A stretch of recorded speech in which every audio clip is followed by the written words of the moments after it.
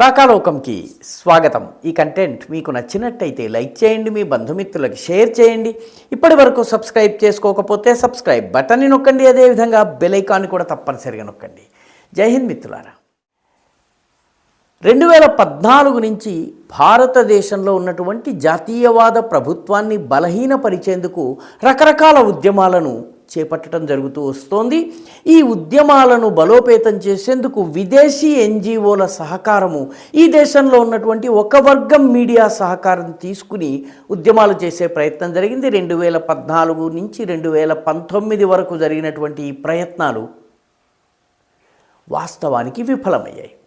పెద్ద పెద్ద ఉద్యమాలను తీసుకోవడం ద్వారా, లేకపోతే టుకుడే గ్యాంగ్ వంటి గ్యాంగుల్ని యాక్టివేట్ చేయడం ద్వారా ఈ దేశంలో మైనారిటీలు ప్రమాదంలో ఉన్నారన్నటువంటి భావన పెంచడం ద్వారా అఖ్లాక్ వంటి ఏదో రైల్లో సీటు కోసం జరిగినటువంటి హత్య, లేకపోతే ఏదో ఒక వ్యాపారిని కొడితే అది ఒక గో వ్యాపారిని చంపినట్టుగా ప్రచారం చేయటము, ఇటువంటి ఇద్దరు ఇరుగు పొరుగుల మధ్య జరిగిన ఘర్షణకు కూడా మతం రంగు పులిమి పెద్ద ఎత్తున ప్రచారం చేయటం, ఇవన్నీ జరిగినాయి. కానీ 2019 ఎన్నికల్లో ఇవన్నీ కూడా ఫెయిల్ అయినట్టు అర్థమైంది.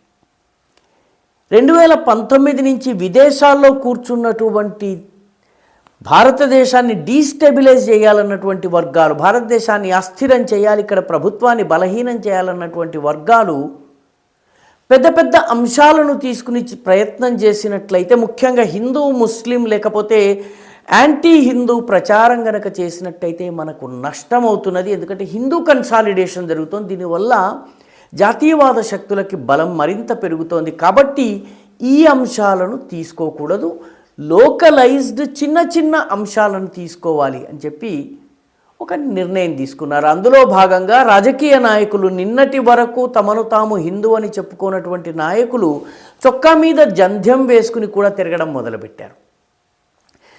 మందిరాలన్నిటికీ తిరగడం మొదలుపెట్టారు. తమ గోత్రం ఏమిటో కూడా కనుక్కుని చెప్పడం మొదలుపెట్టారు. కానీ దానివల్ల కూడాను అసలేదో నకిలీ ఏదో ఓటర్లకి తెలిసిపోయింది కాబట్టి ఫలితం రాలేదు. 2019 నుంచి ప్రయత్నం యొక్క డీస్టెబిలైజేషన్ చేసే ప్రయత్నం యొక్క స్వరూపం మారింది. ఓట్ చోరీ ఒక పెద్ద నినాదమైంది. అంబానీ అదానీలకు మోదీ ఏదో మేలు చేస్తున్నారన్నటువంటి ఒక నినాదం మొదలైంది. అదేవిధంగా ఇటువంటి నినాదాలను తీసుకుని రోడ్ల మీదకి వెళ్ళటం జరిగింది. కానీ వీటి వల్ల కూడా ప్రభావము శూన్యం అన్నది అర్థమైంది. ఇప్పుడు తాజాగా జీరామ్జీ, ఇదివరకు నరేగా పేరుతోటి rural employment Mahatma Gandhi rural employment guarantee scheme ఏదైతే ఉందో ఆ స్కీమ్ పేరు జీరామ్జీ అని మార్చారు. ఈ జీరామ్జీ అని మార్చడానికి వ్యతిరేకంగా ఉద్యమం చేద్దామనుకుంటే దానికి స్పందన రావడం లేదు. షాహీన్ బాగ్ వంటి అంశాలతోటి రెచ్చగొడితే మతపరమైనటువంటి పోలరైజేషన్ జరిగి తమకు నష్టం జరుగుతోంది. సర్ విషయంలో చేసినటువంటి హడావిడి కూడా పెద్దగా ఉపయోగపడటం లేదు. పెగాసస్ కావచ్చును, రకరకాల ఇష్యూస్ తోటి జాతీయ స్థాయిలో హిండెన్బర్గ్ కావచ్చును, జాతీయ స్థాయిలో చేసినటువంటి ప్రయత్నాలన్నీ విఫలమైనాయి. దాంతో ఇప్పుడు వ్యూహం మారింది. ఈ డీస్టెబిలైజ్ చేసేటటువంటి శక్తులు లోకలైజ్డ్గా చిన్న చిన్న అంశాలను తీసుకుని స్థానికంగా అస్థిరతను సృష్టించి హిందుత్వ హిందూ ముస్లిం సంబంధాలు, మతపరమైనటువంటి అంశాలు, అవినీతి, ఇటువంటి అంశాల ద్వారా పెద్దగా మనకి లాభం లేదు కాబట్టి స్థానికంగా చిన్న చిన్న అంశాలను తీసుకోవాలని చెప్పి భావించారు. దీని మొట్టమొదటి ప్రయోగం మణిపూర్లో జరిగింది. మణిపూర్లో కుకీలకు మైతేయులకి మధ్య ఉన్నటువంటి పెరిగిన ఘర్షణను ఉపయోగించుకుని దేశవ్యాప్తంగా లబ్ధి పొందాలన్నటువంటి ప్రయత్నం జరిగింది. దానివల్ల బీజేపీకి మణిపూర్లో 2 ఎంపీ సీట్లు పోయిన మాట వాస్తవము, ఓవరాల్ టాలీ తగ్గిన మాట వాస్తవం. కానీ ప్రభుత్వం అధికారం పోలేదు. అదేవిధంగా ఇప్పుడు తాజాగా ధర్మశాల వివాదాన్ని తీసుకొచ్చారంటే హిందూ ధర్మంలోనే కుళ్ళు ఉంది అన్నటువంటి ప్రచారం చేసేటటువంటి ప్రయత్నం జరిగింది, విఫలమైంది. షర్జీల్ ఇమాం, ఉమర్ ఖలీద్లకు బెయిల్ రాకపోతే రాజ్యాంగం జడ్జిలు తప్పు అని చెప్పే ప్రయత్నం జరిగింది. దీనిలో మోదీ కన్నా జడ్జిల మీద విమర్శలు అయ్యేటప్పటికీ మొదటికే మోసం వస్తుందని దాన్ని కూడా పక్కన పెట్టుకున్నారు. ఇటీవల మన రాష్ట్రానికి చెందినటువంటి ఒక సోషల్ మీడియా యాక్టివిస్ట్ ఈ మధ్య ఈ పెద్ద గ్యాంగ్ ఏదైతే యాంటీ మోదీ గ్యాంగ్ ఏదైతే ఉందో అది కర్ణాటకలో సమావేశం జరిపింది. ఆ భారీ సమావేశానికి వెళ్ళి వచ్చినటువంటి ఆ యువ యూట్యూబర్ ఏకంగా విశాఖ స్టీల్ ప్లాంట్ మీద ఒక పెద్ద ఉద్యమాన్ని చేయాలన్నటువంటి ప్రయత్నం చేసింది. జుట్టు నెరిసినటువంటి 20-30 మంది నాయకులు తప్ప ఎవరూ రాలేదు. ఆ అమ్మాయి ఆ ఉద్యమాన్ని పక్కన పెట్టి కూర్చున్నది. సో అందుకనే ఇప్పుడు చిన్న చిన్న అంశాలపైన లక్షద్వీప్లో అధికారాలు సరిగ్గా లేవు, లక్షద్వీప్లో శుక్రవారం నుంచి ఆదివారానికి సెలవు మార్చడము, ఇటువంటి అంశాలను తీసుకుని స్థానికంగా రెచ్చగొట్టే ప్రయత్నం జరుగుతోంది. ఇప్పుడు మిజోలలో వర్గపోరు, ఇదే విధంగా అస్సాంలో ఉన్నటువంటి కార్బీలను రెచ్చగొట్టేటటువంటి ప్రయత్నం జరుగుతోంది. తాజాగా లద్దాఖ్లో మళ్ళీ సోనం వాంగ్చుక్ ఒక ప్రయత్నం చేశారు. ఆయన ప్రస్తుతం జైల్లో ఊచలు లెక్క పెడుతున్నారు. ఆ కేసు తేలదు, ఎందుకంటే ఆయన మీద వేసినటువంటి కేసు 1 ఏడాది వరకు ఆయనకు బెయిల్ వచ్చేటటువంటి అవకాశం లేదు, కాబట్టి ఆయన లోపల ఉంటారు.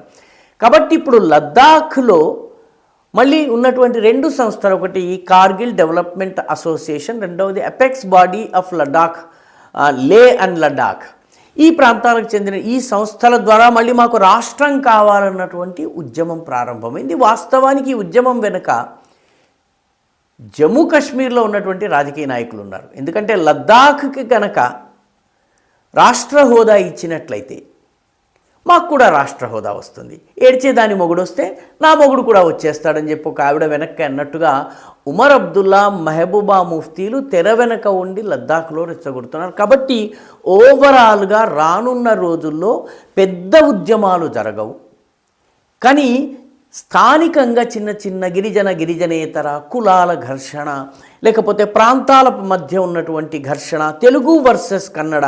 ఇటీవల ఒక తమిళ సినిమా వచ్చింది. ఆ సినిమాలో దర్శకురాలు తెలుగు, కానీ ఆమె తెలుగు వాళ్లను అవమానపరిచేటట్టుగా గుల్టీస్ అనేటటువంటి పదాన్ని 1 కాదు 2 సార్లు వాడింది. లక్ష్యము 2 రాష్ట్రాల మధ్య చిచ్చు పెట్టడం.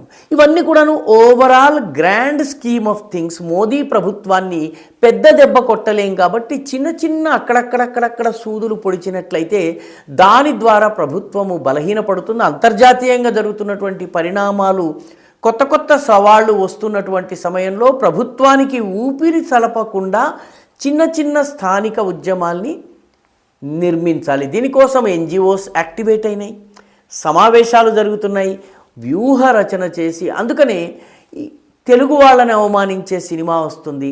కన్నడ నటుడెవరో ఉత్తరాది వాళ్లను అవమానించేటటువంటి భాష మాట్లాడతాడు.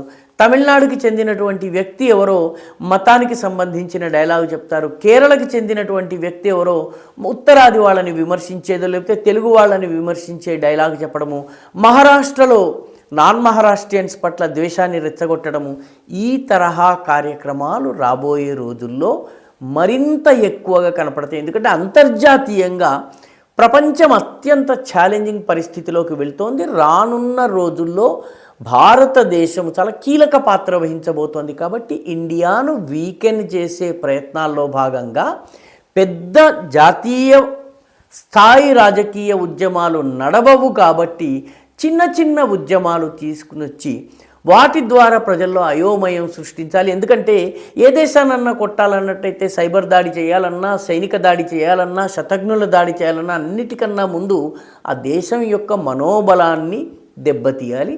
ఆ మనోబలాన్ని దెబ్బతీసే ఉద్యమాలు ప్రస్తుతం దేశంలో నానాటికి పెరుగుతున్నాయి. వీటిని గుర్తించి విరుగుడు చేయవలసినటువంటి అవసరం. ఈ వీడియో మీకు నచ్చినట్టయితే లైక్ చేయండి, షేర్ చేయండి, ఈ ఛానల్కు సబ్స్క్రైబ్ చేయండి. మీ అభిప్రాయాన్ని కమెంట్ల రూపంలో తప్పనిసరిగా పంపించండి.